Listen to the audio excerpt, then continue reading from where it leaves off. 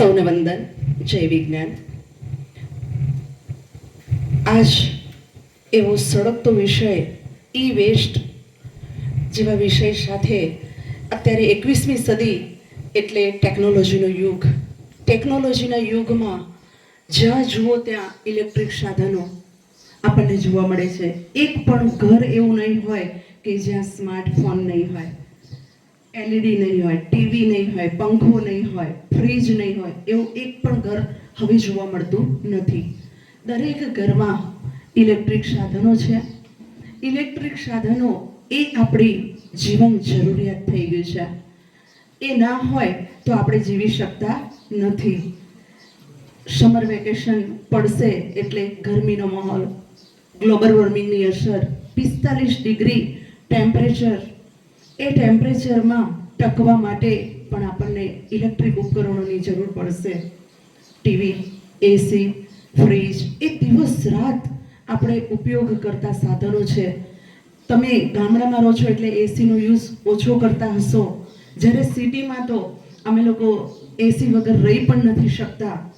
એની side ઇફેક્ટો અમે જાણીએ છીએ, છતાંય અમે એનો સતત ઉપયોગ કરીએ છીએ. અમારા જેવા કેટલાય લોકો એનો ઉપયોગ કરે છે. હવે મિશન લાઈફની આપણે વાત કરીએ. દરેકના જીવનમાં આપણે એક મિશન હોય કે સારું જીવન જીવીએ. દરેકને એવું હોય કે મારું જીવન ખૂબ સુંદર હોય, અદ્યતન સુવિધાવાળું હોય, ખૂબ સરસ હું એ જીવનને માણું.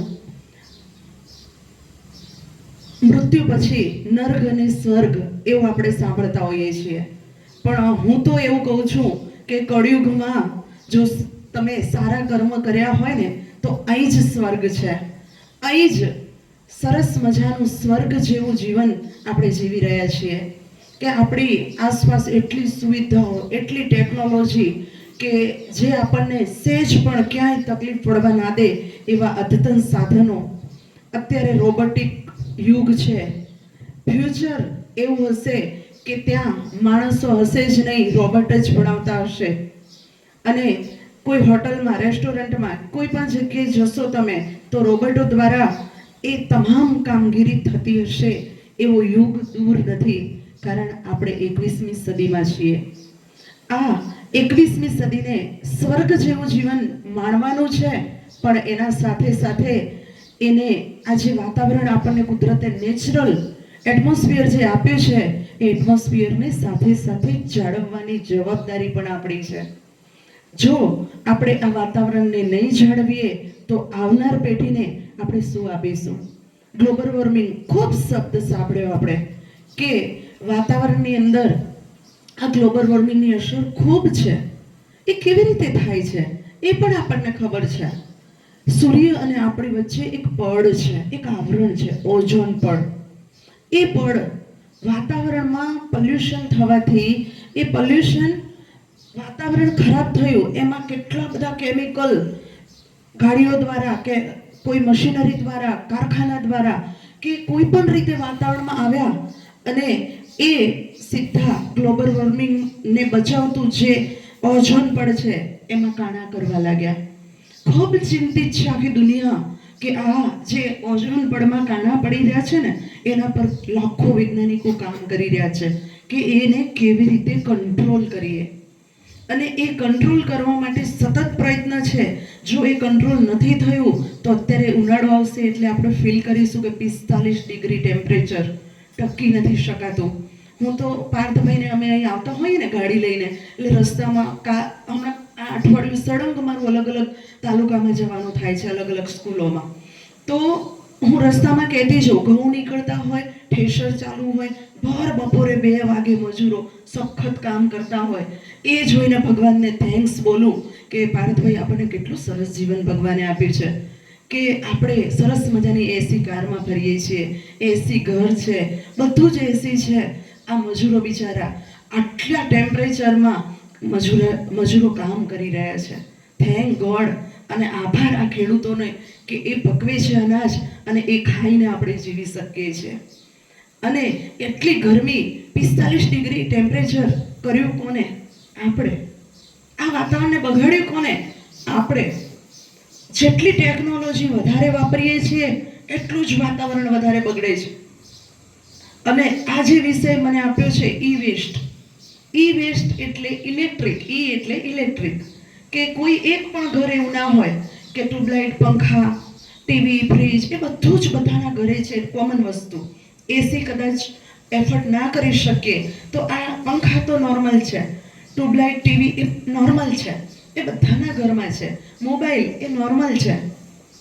એ ઉપકરણો હવે એટલા બધા ટેકનોલોજી વાળા, એટલા આધુનિક થતા જાય છે ને આપણે કેટલાય સમયથી આ વસ્તુ વાપરીએ છીએ. એ વાપરતા વાપરતા હવે મારી પાસે લગભગ હું જ્યારથી ફોન વાપરું છું ને ત્યારથી મારી પાસે આ ચોથો ફોન છે. આગળ 3 ફોન મેં વાપરી લીધા. શરૂઆતમાં નાનું ડોગલું વાપર્યું, સ્માર્ટ નહોતો. એ સ્માર્ટ નોકિયાનો ફોન, સાદો સ્માર્ટફોન નહોતો શરૂઆતમાં નીકળ્યો ત્યારે, એ મેં વાપર્યો. પછી જેમ જેમ સેમસંગનો ફોન વાપર્યો અને એમઆઈ, ઓપ્પો, વિવો એ ફોન વાપરતા ગયા. હવે આ મારી પાસે ચોથો ફોન આવ્યો, 3 ફોન મેં ક્યાં નાખ્યા? આવા કેટલાય લોકો અહીં બેઠા છે, બધા ફોન વાપરતા હોય, એમના એ ફોન જે પૂરા થઈ ગયા એ ફોન ગયા ક્યાં? હા, એ ફોન કદાચ મેં આપીને નવો ફોન લીધો, એની સામે એક્સચેન્જ ઓફરમાં તો મને 1000-2000 રૂપિયા મળી ગયા. ઇટ્સ ઓકે, મને એ ફાયદો થયો. તો એ સારી બાબત છે કે એ ફોન ક્યાંક યુઝ થયો. અને એ ફોન મેં બીજો નવો ફોન લીધો, સામે દુકાનને આપી દીધો 2000માં કે 3000 કે 1000માં. એ ફોન વાળો એના પર એને જે પ્રોફિટ લગાવવું હોય એ કોકને વેચ્યો, તો કોકના યુઝમાં આવ્યો. એ સારી કન્ડિશનમાં હતો તો. અધરવાઇઝ એ સારી કન્ડિશનમાં નથી અને એ ફોન મેં જ્યાં ત્યાં ફેંકી દીધો, મારા ત્યાં ડસ્ટબિનમાં નાખી દીધો કે આ ફોન તો ક્યાંય કોઈ લે એવું નથી, ક્યાંય કોઈ એની કિંમત મૂલવી શકે એવું નથી. હવે આ ભંગાર થઈ ગયો છે, એને હું શું કરું? ડસ્ટબિનમાં નાખી દીધો. એ અમે મોડાસામાં રહેતા હોઈએ, મોડાસામાં નગરપાલિકાનું ડસ્ટબિનમાં જે કચરો છે એ ઉઘરાવવા માટે નગરપાલિકા કચરાની વાન આવે, એમાં નાખી દીધો. એક્ઝામ્પલ તરીકે મેં નથી નાખ્યો કારણ હું જાગૃત નાગરિક છું, પણ ઘણા આવા છે કે નાખી દીધો. એ જાય ક્યાં? ડમ્પિંગ સાઈડમાં. અને એ ઈ વેસ્ટ કચરો થયો. પછી એ જ રીતે કેબલ વાયર હોય, મોબાઈલ ચાર્જ કરો, આ એક્ઝામ્પલ આપી રહી છું કે કેબલ વાયર છે, એ મારો વાયર બગડી ગયો, મેં નવો પરચેસ કર્યો, એ તો હું રિપ્લેસ માટે આપીશ નહીં દુકાનને કે કોઈને. એ ક્યાં ગયો? મેં નાખી દીધો કચરામાં. એ ગયો ક્યાં? ડમ્પિંગ સાઇટ, જ્યાં કચરાના ઢગલા પડે છે ત્યાં. હવે એ જ્યાં પડે છે, આ એક એક્ઝામ્પલ આપ્યું કે એ ઇલેક્ટ્રિક વાયર કો એવું આપણા ઘરમાં બલ્બ પણ છે, એ બલ્બ ઉડી ગયો એટલે બલ્બને શું કરીએ? કચરામાં. બરાબર. આવા કેટલાય ઉપકરણો. તમે ગામડામાં રહો છો એટલે નાના ઉપકરણોની વાત કરું છું. સિટી લેવલે લેપટોપ, કેટલાય ટીવી, ફ્રીજ, જૂનું મોડલ થયું, નવું લેવું છે, પેલું ભંગારમાં આપી દો. હવે ભંગારવાળો ક્યાં નાખે છે? ક્યાં એનો કેવી રીતે યુઝ થાય છે કે નથી થતો? અથવા આ જે જઈ રહ્યું છે, માની લો કે એક્ઝામ્પલ તરીકે મોબાઈલ કે ઇલેક્ટ્રિક સાધન છે, ડમ્પિંગ સાઇડમાં જતું રહ્યું, એ જે ત્યાં કચરો થાય છે, એ કચરો કેટલો નુકસાન કરે છે. એમાંથી કેટલાય કેમિકલ વાતાવરણમાં ભળે છે ને આપણે આ વાતાવરણમાંથી શ્વાસ લઈએ છીએ અને એ શ્વાસ છે આપણા ફેફસામાં જાય એટલે આપણને કેન્સર થાય. આપણે ઘણીવાર સાંભળતા હોઈએ સોસાયટીમાં કે ફલાણો વ્યક્તિ તો કેટલો સરસ છે, નથી કોઈ વ્યસન, નથી કંઈ, એને તો કેન્સર થઈ ગયું. અરે, કેન્સર થવાના લાખો કારણો છે કે કેન્સર એક માત્ર વ્યસન કરવાથી થાય એવું નથી. આવી એટમોસ્ફિયરમાં રહેલા ઝેરી તત્વો, મર્ક્યુલર કે જે કંઈ સીસુ, જસર, જે કંઈ વાતાવરણમાં પારો કે જે કંઈ છે એ આપણા શરીર સાથે, શ્વાસ સાથે કે આપણા ગમે તે રીતે આપણા બોડીમાં જાય અને કેન્સર થાય છે. એટલે ખૂબ આ ગંભીર વિષય છે. અહીં ગામડામાં તો હજી એ તમે ઓછો અનુભવો છો, શહેરમાં તો ખૂબ અનુભવાય છે. એટલે જ ભારત સરકારે વિચાર કર્યો અને 2011માં એક નિયમ લાગુ પાડ્યો કે ઈ વેસ્ટ માટે કંઈક વિચારવું પડશે, કંઈક કરવું પડશે. અને એને એ વિચાર 2016માં નીતિ નિયમો સાથે બહાર પાડ્યો કે એને કઈ રીતે કલેક્ટ કરવું, કેવી રીતે એને આપણે મેળવી શકીએ અને કેવી રીતે એનું રિસાયકલિંગ કરી શકીએ, એ નિયમ 2016માં બહાર પાડ્યો. અને હું તો એવું કહું છું કે કંઈ પણ એક સિમ્પલ આપણે કોઈ પણ ઇલેક્ટ્રિકની દુકાન હોય ત્યાં બલ્બ પણ લેવા જઈએ ને તો બલ્બવાળાએ સ્કીમ રાખવી જોઈએ. 100 રૂપિયાનો બલ્બ હોય ને તો 120માં વેચવો જોઈએ. કેમ 20 રૂપિયા વધારે? એને એવી સ્કીમ આપવાની કે ભાઈ તું જ્યારે તારો બલ્બ ઉડી જાય ને, એની વેલિડિટી પૂરી થઈ જાય, એ પૂરો થઈ જાય, સળગવાનો કામ કરતો બંધ થઈ જાય, ત્યારે એ બલ્બ છે તું મને પાછો આપીશ ને તો હું 20 રૂપિયા તને પાછા આપીશ. એ સ્કીમ સાથે, આ તો એક બલ્બનું ઉદાહરણ આપ્યું મેં, આવા કેટલા ઇલેક્ટ્રિક ઉપકરણો. ને સારું છે, તમને ઓફરો, દિવાળી પર ઘણી બધી ઓફરો જોવા મળે છે.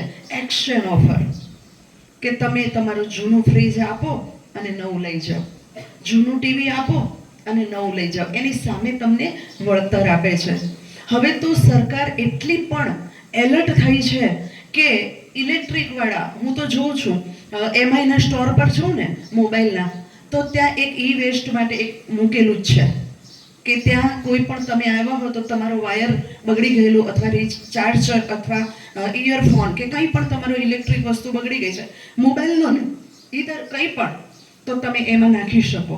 ને એ લોકોને મેં પૂછ્યું કે આ તમે રાખ્યું છે તો કે અમને કંપનીએ કમ્પલસરી રાખવાનું કીધું છે.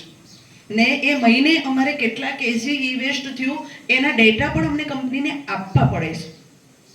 એટલે એ ડેટા આપવા પડે છે, એટલે એ માણસો એલર્ટ થવાના, એ બીજા લોકોને એની માઉથ પબ્લિસિટીથી કહેશે કે ભાઈ તમે અહીં નવો મોબાઈલ માટે આવો છો, રિપેર કરવા આવો છો, અથવા કોઈ પણ કારણસર અહીં આવો છો અમારા ઇલેક્ટ્રિક સ્ટોર પર, તો તમારી જૂની વસ્તુ લેતા આવો, એની અંદર તમે નાખી દો, તમને કંઈક નાનું મોટું તમારી કન્ડિશન સારી હશે તો અમે એનું વળતર પણ આપીશું. તમે તમારા ઘરે જ્યાં ત્યાં મૂકી નથી રાખો, એવું એ કરતા હોય છે. અને કંપની ફોર્સ કરી રહી છે હવે, જે સારી બ્રાન્ડેડ કંપનીઓ છે એ લોકો એને ફોર્સફુલી આવું ઈ વેસ્ટ કલેક્શન માટે ફોર્સ કરી રહી છે. ને હું તો માનું છું દરેક કંપનીએ કરવું જોઈએ. જો નહીં કરવામાં આવે તો ખૂબ મોટી સમસ્યા છે, કે એ સમસ્યા તમે વિદેશમાં જાઓ ને, દુબઈમાં, મારા એક રિલેટિવ્સ છે દુબઈમાં, એનો કંઈ બિઝનેસ નહીં હો, એક જ કામ, સવારના પોરમાં 3 વાગે ઉઠી અને એ કચરો કલેક્ટ કરે, કે જ્યાં કોઈ પણ સ્ટોર હોય, દરેક દુકાનમાં કોઈને કોઈ માલ આવતો હોય, એ માલમાં જે પૂઠા આવ્યા હોય અથવા ના જોઈતી હોય વસ્તુ પૂઠામાં મૂકી દે અને બહાર મૂકી દીધી હોય, અને એ સવારે આ લોકો કચરો કલેક્ટ કરવા માટે, પૂઠા ને એવું બધું કલેક્ટ કરવા 3-4 વાગે નીકળે ગાડી એની. નગરપાલિકા એમની છે ત્યાંની હોય, મ્યુનિસિપાલિટી, એ તો કરે જ, એના સિવાય લોકો બિઝનેસ અર્થે પણ આવી રીતે નીકળે. ને એ જુએ ને બોક્સમાં, તો બોક્સમાંથી કેટલા ઇલેક્ટ્રિક ઉપકરણો સારા કન્ડિશનમાં, પછી એ લોકો લઈ આવે અહીં અને સગાવાલાને ગિફ્ટમાં આપે. એવા કેટલી વસ્તુઓ કે એ લોકો મૂકી દે. એવું અમેરિકામાં પણ ઘણી, જે જાપાન છે, અમેરિકા છે, એ લોકો આવી રીતે જે મૂકી દે અંદર, કે જેને ઉપયોગી છે એ લોકો લઈ જાય. ઇવન એવા સ્ટોર પણ છે વિદેશમાં કે તમને નથી જરૂરિયાત, એ વસ્તુ મૂકી જાઓ. તો ઘણા લોકો એનું કશું જ નહીં, કોઈ ચાર્જ નહીં, કશું નહીં, એમ જ એને મારે જરૂરી નથી ને હું મૂકી જાઉં, જેને જરૂરિયાત છે એ ઉપકરણ લઈ જશે. એવું થઈ રહ્યું છે. અને ઈ વેસ્ટમાં 2 પ્રકાર પાડવામાં આવ્યા, એક વ્હાઇટ વાઇઝ અને એક બ્રાઉન વાઇઝ. હવે વ્હાઇટ વાઇઝ ઈ ઉપકરણ, એમાં ટીવી, ફ્રીજ, એસી, માઇક્રોવેવ ઓવન એ બધા આવે.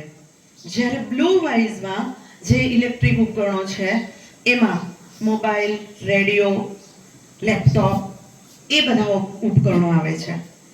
એ ઉપકરણો આપણે ખરેખર જે જરૂરી નથી, ઉપયોગી નથી, બગડી ગયેલા છે, એને રીડ્યુસ માટે, એનો ફરીથી રિસાયકલિંગ માટે આપણે એનો યોગ્ય નિકાલ કરવો જોઈએ.